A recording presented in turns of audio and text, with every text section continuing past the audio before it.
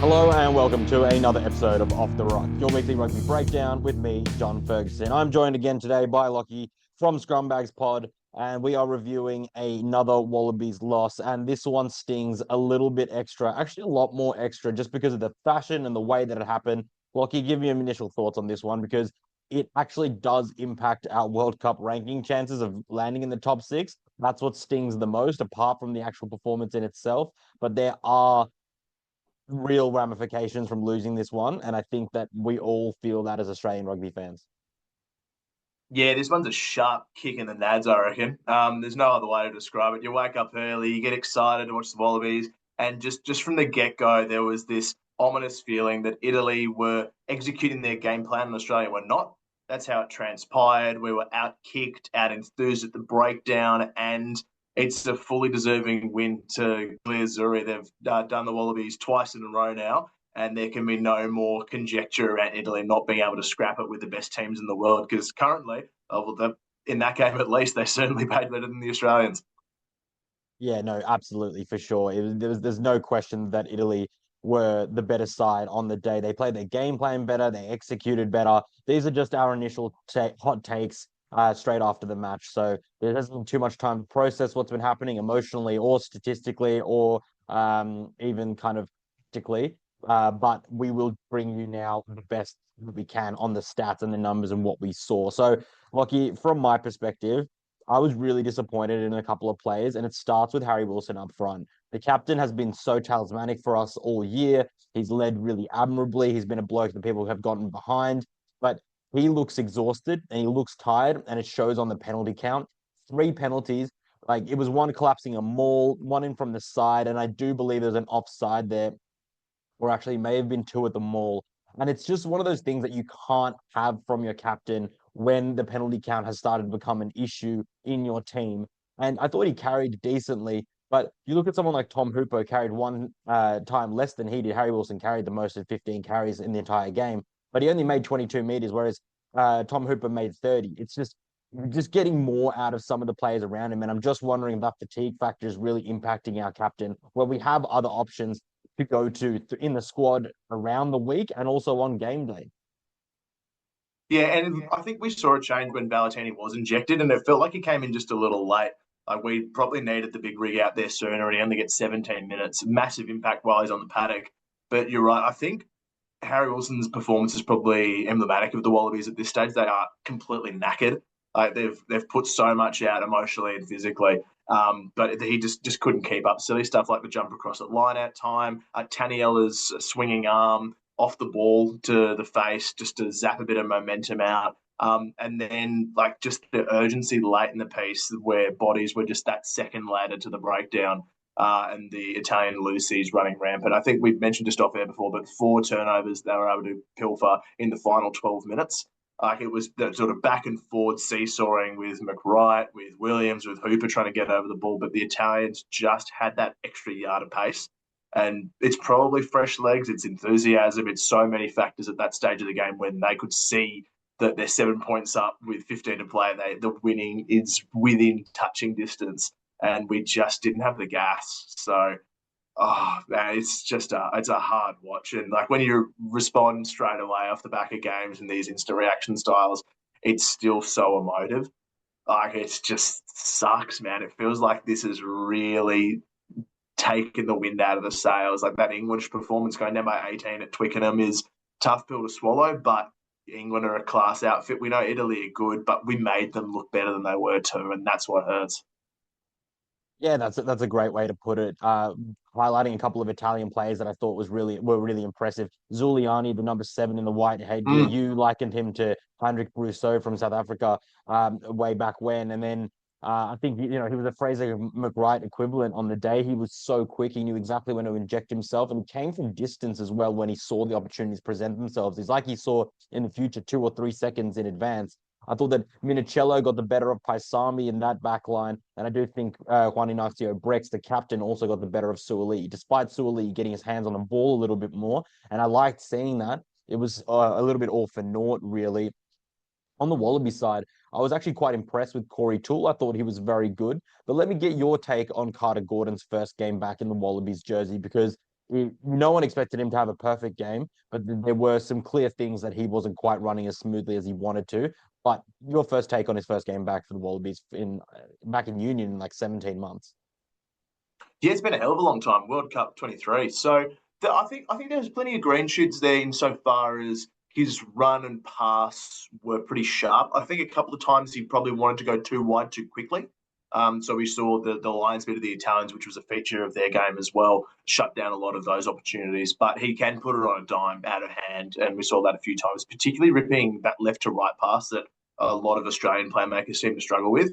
That's always a muddy ball. I think that was that wide one out At to Tour full quite tilt early as in the well. He was piece. sprinting and he landed that Yeah, on a dime. So that was really impressive. You're right to point that out. that was a banger. And like being able to step both feet straight in the line, he gets his early line break. He scores a good try, an opportunistic one off the Harry Wilson strip that probably got away with there, the Australians. So it was an interesting return for him. I think just the kicking out of hand is one of two things that let him down. We saw a lot of kick errors straight out on the full. He's obviously still managing a quad and eagle, so we can't go, I think, read too much into it. But what concerned me, I think, was, and this will get better, is just around the high ball again. Like we know that the Wallabies and the Australians deploy your 10 in the backfield to help counter attack.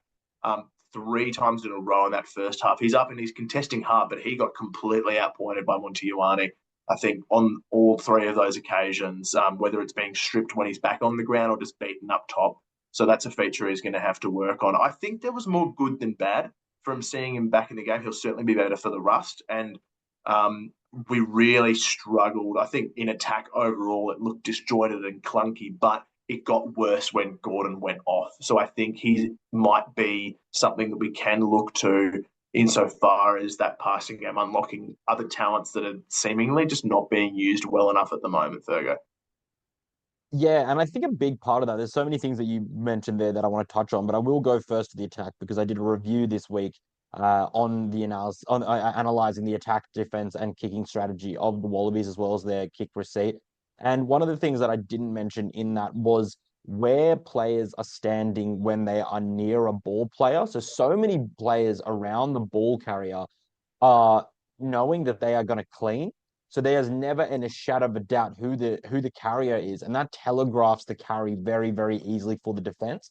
And yeah, we might be able to get quick ball. I'm not surprised if we actually got quick ball. I'll get more stats on that in a second, but as in quicker rucks than Italy. But the issue is that we never made the gain line. So it doesn't matter how quick your rucks are. If you don't make the gain line from having those big carriers, then it's not gonna matter because the defensive line is never ever put in two minds about what decisions to make. So that's what happens so often. Carter Gordon, as you mentioned, wanted to go wide very often, but his blindside winger or his open side winger were always in the ruck that he's getting the ball from. So you've got Fraser McWright often on the wing by himself, or it's a Harry Wilson. And it's not even on the wing, it's just near the 15-meter channel. You could see Carter Gordon wanted to rip that pass. You could see that space being out there. But ironically, the Wallabies have gotten so good at Schmidt ball. But now sides are just leaving the 15-meter channels completely undefended because they know there's no player to defend up there. And that's not hard to preconceive. You can just all you need to do as a world-class winger like Monte Ioane that you've pointed out. All you need to do is look up. Is there anyone inside me? No. Sorry, is there anyone outside me from the Wallabies? No. All I can do is just tell everyone to look in, and that's where the ball is going to be because they just keep on going back to this thing. And it was interesting, as you mentioned, Carter Gordon did a lot of sweeping behind. I think he got his hands at first on the ball at first receiver a lot more than Tane Edmed did, which I really like the look of, just because that's very stereotypically and traditionally a 10 role. But I think being able to wrap around the play, you can only wrap around the play if you've got players coming with you. And he only had one or two players outside of him. So there was no deception. So Carter Gordon, although it looked fancy, it was actually really, really hampering the Wallabies' ability to play their own type of rugby. So clearly a mismatch there. And I think that he got caught a couple of times, probably not used to the tempo of test match rugby after being out of it for so long. He got caught with the ball, throwing balls into the heads of Italian tacklers that were making tackles on him. It was just one of those things that, again, added to his sense of not being a complete player yet. And we don't expect him to, but it hurts when the Wallabies are down to their fourth and fifth first choice fly halves. And this is what we're seeing. So it's all frustrating. Rugby fans in Australia are allowed to be frustrated. What else are you seeing from this game here, Lachie? Because that 10 performance, as you mentioned with Harry Wilson, emblematic of how the Wallabies are looking generally.